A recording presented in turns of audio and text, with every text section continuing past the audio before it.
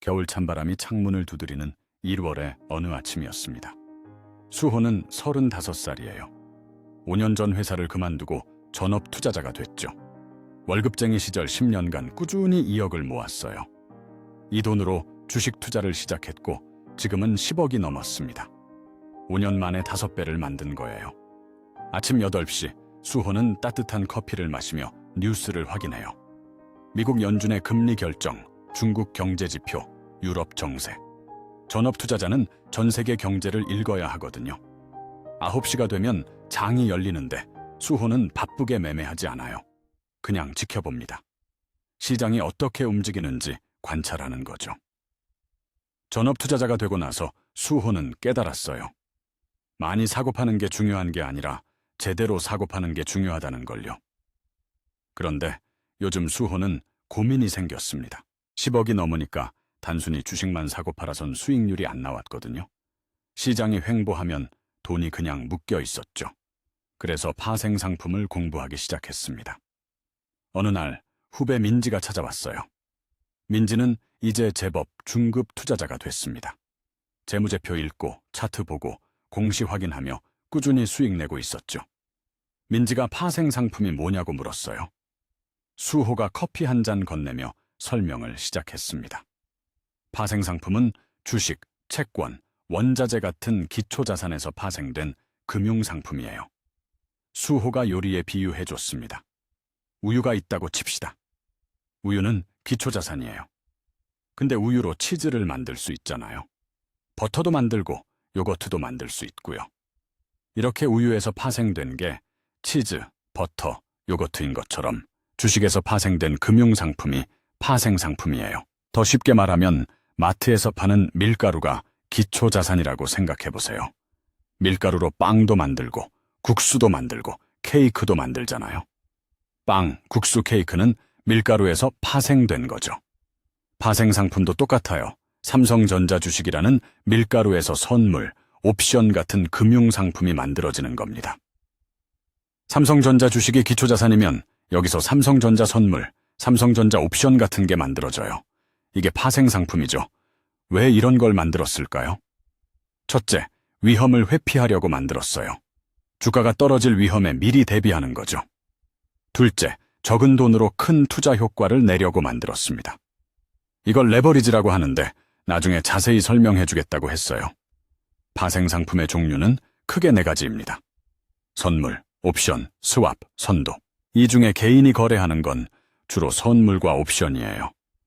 민지는 살짝 긴장했습니다. 왠지 어려울 것 같았거든요. 수호가 선물부터 설명했어요. 선물은 미래의 특정 시점에 특정 가격으로 사고 팔기로 약속하는 계약이에요. 수호가 자동차 예약에 비유해줬습니다. 새 차가 6개월 뒤에 출시된다고 칩시다. 지금 예약하면 3천만 원에 살 수 있어요. 근데 출시되면 인기가 많아서 3,500만 원이 될 수도 있고 반응이 별로라서 2,500만 원이 될 수도 있죠. 지금 3천만 원에 예약해두면 나중에 가격이 어떻게 되든 3천만 원에 살 수 있어요. 이게 선물의 기본 개념이에요. 실제로 선물은 이런 식으로 탄생했습니다. 김장철 배추를 생각해보세요. 아직 여름인데 농부가 가을에 배추를 킬로그램당 1,000원에 팔겠다고 약속해요. 김치 공장 사장은 좋다고 그 가격에 계약서를 씁니다. 가을에 배추값이 1,500원이 되면 공장 사장이 이득이고 700원이 되면 농부가 이득이에요. 이렇게 미리 가격을 정해두는 계약, 이게 바로 선물의 원리입니다. 예를 들어볼게요. 오늘 코스피 200 지수가 300포인트예요. 수호는 한 달 뒤에 320포인트가 될 거라고 예상합니다. 그래서 선물을 사요. 한 달 뒤에 300포인트에 살 수 있는 계약을 체결하는 거죠. 한 달 뒤 실제로 코스피 200 지수가 340포인트가 됐어요. 수호는 계약대로 300포인트에 삽니다. 그리고 시장에서 340포인트에 팔죠. 40포인트 이익이에요. 반대로 280포인트로 떨어졌다면요? 계약대로 300포인트에 사야 하니까 20포인트 손해가 납니다. 선물의 중요한 특징은 계약이라는 거예요. 의무가 있어요. 예약한 차를 반드시 인수해야 하는 것처럼 약속한 대로 반드시 샀거나 팔아야 하죠. 그리고 양방향 거래가 가능해요. 오를 거라고 생각하면 먼저 사고 떨어질 거라고 생각하면 먼저 팔 수도 있어요. 민지가 그럼 주식이랑 뭐가 다르냐고 물었습니다. 수호가 주식은 현물이고 선물은 약속이라고 설명했어요. 주식은 실제로 회사 지분을 사는 거지만 선물은 나중에 사겠다는 약속만 하는 거라고요. 마트에서 사과를 지금 집어드는 건 현물 거래예요. 근데 마트 사장한테 다음 달에 사과 100개를 개당 500원에 사겠습니다 라고 계약서를 쓰는 건 선물 거래죠. 지금 돈 내는 게 아니라 나중에 그 가격에 사기로 약속만 하는 거예요. 수호가 다음으로 옵션을 설명했습니다. 옵션은 미래에 샀거나 팔 수 있는 권리를 사고 파는 거예요. 선물과 비슷한데 결정적인 차이가 있어요. 선물은 의무지만 옵션은 권리라는 거죠. 수호가 영화 예매에 비유해줬습니다. 취소 불가인 예매가 있고 취소 가능인 예매가 있잖아요. 선물은 취소 불가 예매예요. 무조건 가야 하죠. 근데 옵션은 취소 가능 예매예요. 가고 싶으면 가고 싫으면 취소하면 됩니다. 대신 취소 가능 옵션은 예매비가 조금 더 비싸죠. 그 추가 비용이 바로 권리값이에요. 쉽게 말하면 복권이랑 비슷한 구조예요. 복권을 1,000원에 삽니다. 당첨되면 큰 돈을 받지만 안 되면 1,000원만 날리잖아요.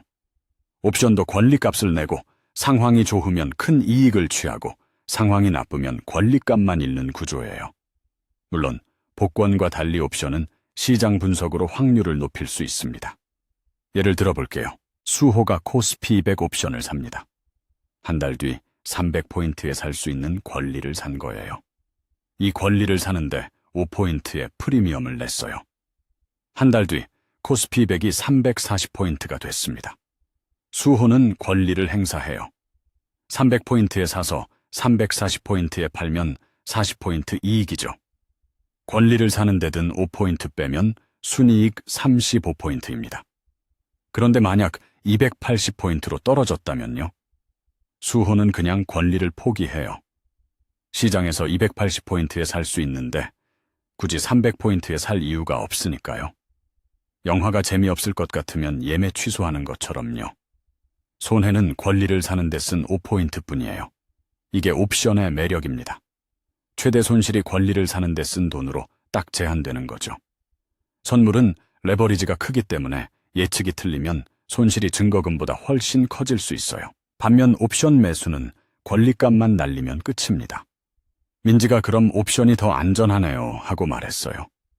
수호가 고개를 살짝 저으며 꼭 그렇진 않다고 했습니다. 옵션은 권리값이 비싸고 시간이 지나면 가치가 점점 떨어진다고 경고했어요. 수호가 옵션을 더 자세히 설명했습니다. 옵션은 두 종류가 있는데 콜옵션과 풋옵션이에요. 콜옵션은 살 권리입니다. 수호가 전화기에 비유해줬어요. 콜이 뭐예요? 전화하다잖아요. 전화해서 이거 살게요 하고 부르는 거예요. 그래서 콜옵션은 살 권리라고 외우면 된다고 했습니다.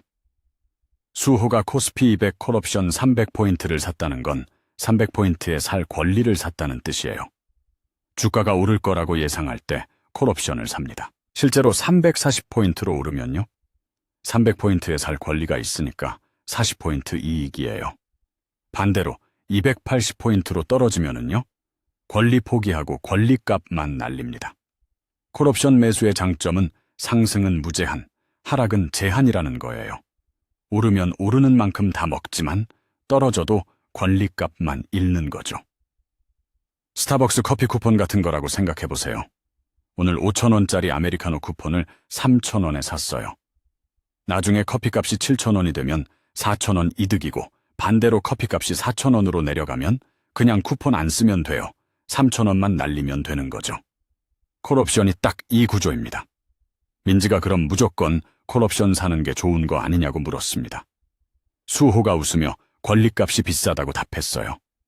그리고 시간이 지나면 권리 가치가 점점 사라진다고요. 유효기간 지난 상품권처럼 만기일 지나면 아무리 금액이 찍혀 있어도 쓸 수 없는 거예요. 옵션도 만기일이 되면 그냥 휴지 조각이 될 수 있다고 경고했습니다. 수호가 반대 개념인 풋옵션을 알려줬어요. 풋옵션은 팔 권리입니다. 수호가 또 비유해줬습니다. 풋이 뭐예요? 넣다, 밀어 넣다잖아요. 물건을 넣어서 팔아버리는 거예요. 그래서 풋옵션은 팔 권리라고 외우면 된다고 했습니다. 수호가 코스피 200 풋옵션 300포인트를 샀다는 건 300포인트의 팔 권리를 샀다는 뜻이에요. 주가가 떨어질 거라고 예상할 때 풋옵션을 사요. 실제로 280포인트로 떨어지면은요. 시장에서 280포인트인데 300포인트의 팔 권리가 있으니까 20포인트 이익이에요. 반대로 340포인트로 오르면요. 굳이 300포인트에 팔 이유가 없으니까 권리 포기하고 권리값만 날립니다. 풋옵션 매수의 장점은 주가가 떨어질 때도 돈을 번다는 거예요. 주식 현물은 떨어지면 손해지만 풋옵션은 떨어지면 이익이에요. 그래서 풋옵션은 보험으로도 씁니다. 수호가 보험 비율을 들어줬어요. 자동차 보험 들잖아요. 사고 안 나면 보험료만 날리는 거지만 사고 나면 보험금 받아서 손해를 메꾸죠. 풋옵션도 똑같아요. 주가 안 떨어지면 권리값만 날리지만 주가 떨어지면 풋옵션이 돈 벌어서 손해를 메꿔줘요. 집에 화재보험 드는 거랑 같은 원리예요. 불이 안 나면 보험료만 내는 거지만 불이 나면 보험금으로 피해를 보전받잖아요. 주식 투자하면서 늘 불안한 분들, 풋옵션이 바로 그 불안을 덜어주는 보험인 겁니다. 예를 들어 수호가 삼성전자 주식 1000주를 갖고 있다고 칩시다. 떨어질까봐 불안해요. 그래서 삼성전자 풋옵션을 삽니다. 주식이 떨어지면 손해지만 풋옵션이 이익이니까 서로 상쇄되죠. 이걸 해지라고 하는데 나중에 자세히 설명해주겠다고 수호가 말했어요. 수호가 파생 상품의 핵심 개념인 레버리지를 알려줬습니다. 레버리지는 원래 지렛대라는 뜻이에요. 작은 힘으로 무거운 물건을 들 때 쓰는 거죠. 수호가 시소에 비유해줬어요. 어릴 때 시소 타봤죠? 무거운 친구랑 시소 탈 때 내가 시소 끝으로 가면 몸무게 적어도 무거운 친구를 들어 올릴 수 있잖아요. 내 힘은 작지만 지렛대 덕분에 큰 효과를 내는 거죠. 투자에서 레버리지도 똑같아요. 적은 돈으로 큰 투자 효과를 내는 겁니다. 더 쉬운 예를 들면 3억짜리 아파트를 살 때 내 돈 1억에 대출 2억을 끼는 거잖아요. 내 돈 1억으로 3억짜리 자산에 투자하는 거예요. 아파트값이 10% 오르면 3천만 원이 오르는 건데 내 투자금 대비로는 무려 30% 수익이 되는 거죠. 이게 레버리지예요. 주식시장에서도 똑같은 원리가 적용됩니다. 예를 들어 코스피 200 선물 1개를 거래하려면 실제로는 7천만에서 8천만 원어치 거래해요. 하지만 실제로는 계약 금액 전부를 내는 게 아니라 시점별 증거금률에 따라 정해지는 증거금만 내면 거래할 수 있어요. 레버리지가 대략 6에서 7배쯤 되는 거죠. 1200만 원으로 7500만 원어치 투자 효과를 내는 겁니다. 레버리지의 장점은 수익률이 크다는 거예요. 지수가 10% 오르면요. 원금 기준으로 60에서 70% 수익이에요. 6에서 7배니까요. 하지만 단점도 엄청납니다. 손실률도 똑같이 6에서 7배라는 거죠. 지수가 10% 떨어지면은요. 원금의 절반 이상이 순식간에 날아가요. 수호가 진지하게 경고했습니다. 레버리지는 양날의 검이라고요. 시소 끝에 앉으면 높이 올라갈 수도 있지만 반대로 땅바닥에 처박힐 수도 있다고요. 잘 쓰면 천국이고 잘못 쓰면 지옥이에요. 초보자는 절대 손대지 말라고 강조했습니다. 민지가 아까 나온 1200만 원은 뭐냐고 물었어요. 수호가 그게 증거금이라고 답했습니다. 증거금은 선물이나 옵션 거래할 때 내는 보증금이에요. 계약을 지킬 거라는 담보 역할을 하는 거죠. 수호가 전세 보증금에 비유해줬습니다. 전세 들어갈 때 보증금 내잖아요. 집을 망가뜨리거나 월세 안 내면 보증금에서 까이는 거죠. 선물 거래 증거금도 똑같아요. 손해 나면 증거금에서 까이고 이익 나면 증거금에 더해집니다. 예를 들어 수호가 선물 1개를 샀는데 7,500만 원어치예요. 하지만 7,500만 원을 다 낼 필요는 없어요. 증거금 1,200만 원만 내면 됩니다. 그럼 나머지 6,300만 원은요? 사실상 빚이에요. 증권사가 빌려준 거죠. 만약 손해가 나면 어떻게 될까요? 증거금이 줄어들어요. 1,200만 원이 800만 원, 400만 원 이렇게 줄어들죠. 일정 수준 이하로 떨어지면 증권사에서 연락이 옵니다. 추가로 증거금 넣으라고요. 이걸 마진콜이라고 해요. 수호가 무서운 전화에 비유해줬습니다. 집주인한테서 전화 왔는데 보증금 더 내라는 거예요. 안 내면 짐 빼라는 거죠. 마진콜이 딱 그런 겁니다. 카드 한도 초과되면 카드사에서 문자가 오잖아요. 결제 막히기 전에 입금하라고요. 마진콜도 그와 비슷해요. 증거금이 부족하니까 지금 바로 돈 넣으세요. 안 그러면 강제로 처리합니다. 라는 경고인 거죠. 그것도 매우 짧은 시간 안에 대응해야 하는 거예요. 만약에 그래도 안 넣으면 어떻게 될까요? 강제 청산됩니다. 증권사가 알아서 팔아버리는 거예요. 집에서 쫓겨나는 거랑 비슷해요. 수호가 증거금 관리가 생명이라고 강조했습니다. 증거금 부족하면 게임 끝이에요. 그리고 한 가지 더 덧붙였습니다. 파생상품은 돈만 있다고 바로 거래할 수 있는 게 아니라고요. 증권사에서 사전 교육을 이수하고 기본 예탁금 조건도 갖춰야 거래 자격이 생겨요. 수호가 인버스라는 특별한 상품을 하나 알려줬습니다. 인버스는 지수가 떨어질 때 오르는 상품이에요. 수호가 거울에 비유해줬습니다. 내가 오른손 들면 거울 속 나는 왼손 들잖아요. 반대로 움직이죠. 인버스가 바로 그런 겁니다. 코스피가 떨어지면 인버스는 오르고 코스피가 오르면 인버스는 떨어져요. 거울처럼 반대로 움직이는 거예요. 우산 장수 이야기 들어보셨죠? 날씨가 맑으면 손해고 비가 오면 이득이에요. 반대로 아이스크림 장수는 맑으면 이득이고 비가 오면 손해고요. 인버스 ETF는 우산 장수예요. 시장이 맑고 좋을 때 손해지만 시장에 비가 쏟아질 때 이득을 봅니다. 예를 들어 수호가 인버스 ETF를 100만 원어치 샀습니다. 코스피 100이 10% 떨어졌어요. 그러면 인버스는 10% 올라서 110만 원이 됩니다. 왜 이런 상품이 있을까요? 하락장에서도 돈 벌려고 만든 거예요. 주식 현물은 오를 때만 돈을 벌지만 인버스는 떨어질 때 돈을 법니다. 그리고 인버스 E도 레버리지가 있어요. 인버스 2배는 지수가 떨어진 만큼 2배로 오릅니다. 지수가 10% 떨어지면 인버스 2배는 20% 오르는 거죠. 하지만 수호가 중요한 경고를 했습니다. 인버스는 장기 보유 절대 금물이라고 했어요. 수호가 자동차 배터리에 비유해줬어요. 차를 오래 세워두면 배터리가 조금씩 방전되잖아요.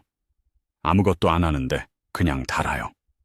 인버스도 매일매일 수익률을 재계산하는 구조라서 가만히 들고만 있으면 조금씩 가치가 깎여나갑니다.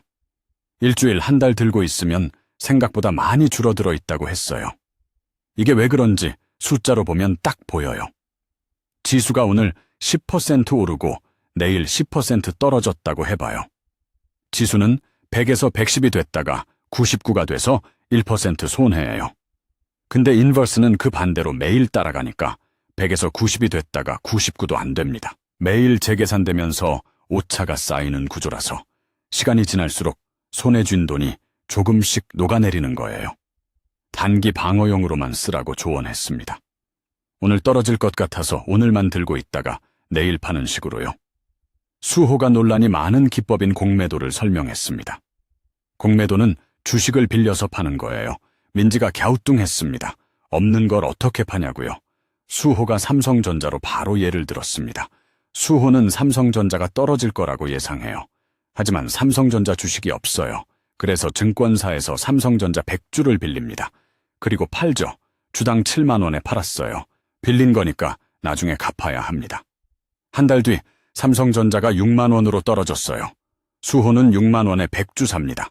그리고 증권사에 돌려줘요. 주당 1만 원 이익이니까 총 100만 원 번 거죠. 반대로 8만 원으로 올랐다면요. 8만 원에 사서 갚아야 하니까 100만 원 손해입니다.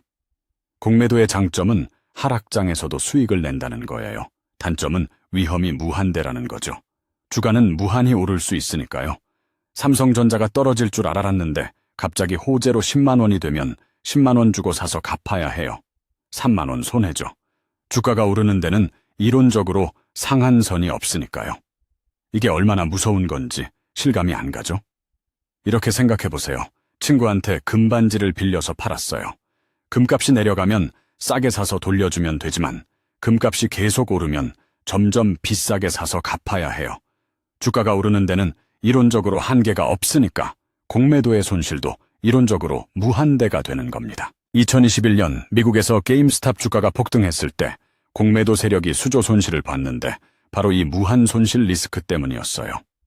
수호가 공매도는 개인도 증권사 대주 서비스를 통해 할 수 있지만 실제 거래의 대부분은 기관과 외국인이 차지한다고 설명했어요. 개인이 빌릴 수 있는 물량이 한정돼 있고 하락장에서 원하는 타이밍에 충분한 물량을 확보하기가 쉽지 않거든요. 개인은 인버스나 풋옵션을 쓰는 게 훨씬 편리하다고 조언했습니다. 수호가 파생 상품의 진짜 목적인 해지를 알려줬어요. 해지는 위험을 회피한다는 뜻이에요. 수호가 보험에 비유해줬습니다. 우리가 왜 보험을 들어요? 혹시 모를 사고에 대비하려고요. 건강할 때 건강보험 들고 사고 안 났을 때 자동차 보험 들잖아요. 해지도 똑같아요. 주가가 괜찮을 때 미리 떨어질 경우를 대비하는 거예요. 예를 들어 수호가 삼성전자 천주를 7천만 원어치 갖고 있어요. 주가가 떨어질까봐 불안합니다. 하지만 팔고 싶진 않아요. 장기 투자 종목이거든요. 그래서 풋옵션을 삽니다. 또는 인버스를 사죠. 삼성전자가 10% 떨어지면 700만 원 손해지만 풋옵션이 500만 원 이익이면 순손실이 200만 원으로 줄어들어요. 자동차 사고 나면 수리비 500만 원인데 보험금 300만 원 받으면 실제로 200만 원만 내면 되는 것처럼요. 이게 해지예요.